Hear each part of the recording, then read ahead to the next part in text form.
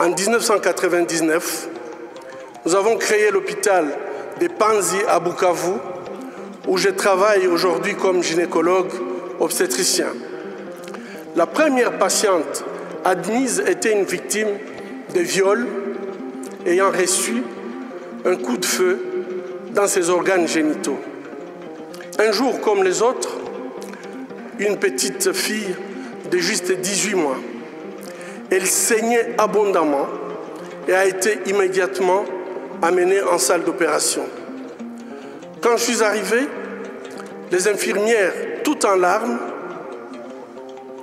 la vessie du nourrisson, son appareil génital, son rectum étaient gravement endommagés par la pénétration d'un adulte. Mais ce n'était pas un mauvais rêve, c'était la réalité. C'est devenu notre nouvelle réalité en République démocratique du Congo. Quand un autre bébé est arrivé, j'ai réalisé que ces problèmes ne pouvaient pas trouver une solution au bloc opératoire, mais qu'il fallait se battre contre les causes profondes de ces atrocités. Lorsque la 48e victime est arrivée, nous étions désespérés. Avec d'autres défenseurs des droits humains, nous avons saisi un tribunal militaire. Finalement, ces viols ont été poursuivis et jugés comme crimes contre l'humanité. Les viols des bébés à Kavumu ont cessé, les appels à Panzi aussi. Mais l'avenir psychologique, sexuel et génésique de ces bébés est hypothéqué. Le bilan humain de ces chaos pervers et organisés a été des centaines de milliers de femmes violées, plus de 4 millions de personnes déplacées à l'intérieur du pays et la perte de 6 millions de vies humaines. La mission des Nations Unies en République démocratique du Congo reste présente jusqu'à ces jours afin que la situation ne dégénère pas davantage. Nous leur sommes reconnaissants. Cependant, malgré leurs efforts, cette tragédie humaine se poursuit sans que tous les responsables ne soient poursuivis. Seule la lutte contre l'impunité peut briser la spirale de violence. Et nous avons tous le pouvoir de changer le cours de l'histoire lorsque les convictions pour lesquelles nous nous battons sont justes. Vos Majestés, Vos Altesses royales, Excellences, distingués membres du Comité Nobel, chère Madame Nadia Mourad, Mesdames et Messieurs, amis de la paix, c'est au nom du peuple congolais que j'accepte le prix Nobel de la paix. C'est à toutes les victimes de violences sexuelles à travers le monde que je dédie ce prix. C'est avec humilité que je me présente à vous, portant haut la voix des victimes de violences sexuelles dans les conflits et les espoirs de mes compatriotes. Je saisis cette occasion pour remercier tous ceux qui, pendant ces années, ont soutenu notre combat. Je pense en particulier aux organisations et institutions des pays amis, à mes collègues, à ma famille. Je m'appelle Denis Mukwege. Je viens d'un pays le plus riche de la planète.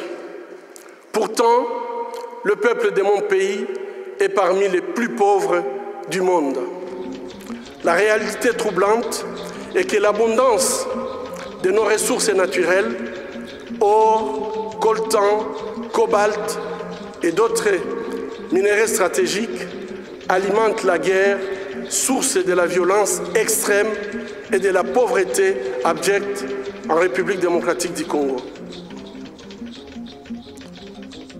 Le peuple congolais est humilié, maltraité, massacré depuis plus de 2 décennies au vu et au su de la communauté internationale.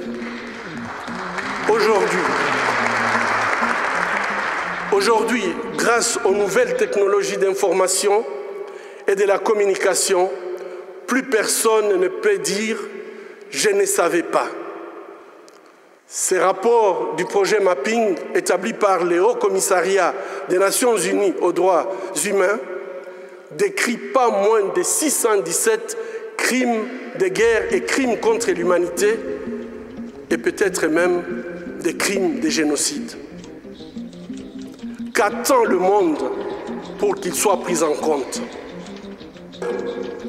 Chers compatriotes congolais, ayons le courage de prendre notre destin en main.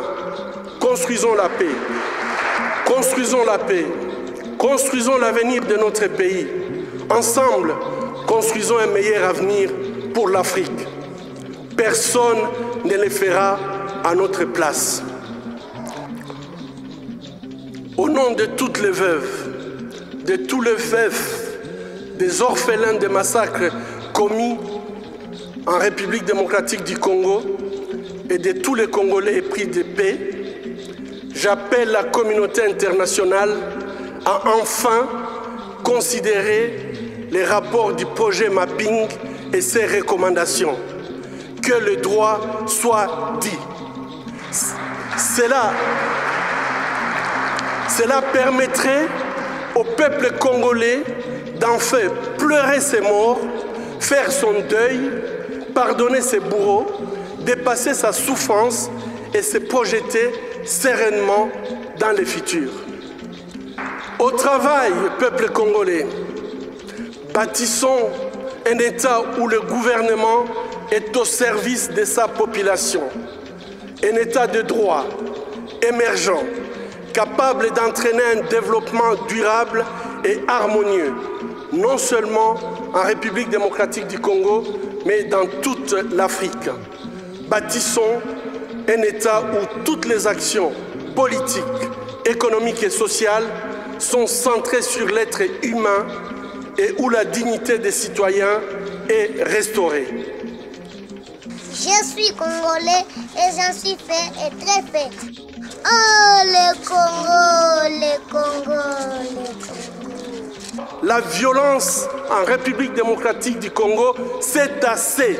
Trop, c'est trop. La paix maintenant. Je vous remercie.